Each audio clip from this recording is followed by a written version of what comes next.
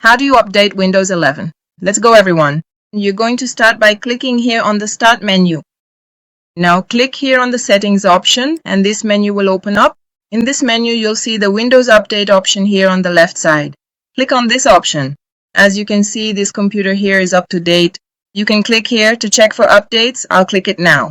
It will scan your computer to check if there are any updates for you to install.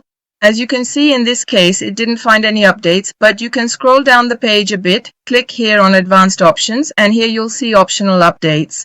You can click it. By clicking, as you can see, Windows Update has one here. I can simply click this little box to install this update, okay?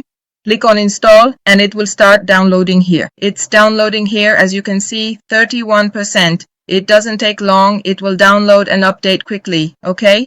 74%. It's finished downloading and now it's in the installation process. As you can see, installing, almost done here, 94% installed.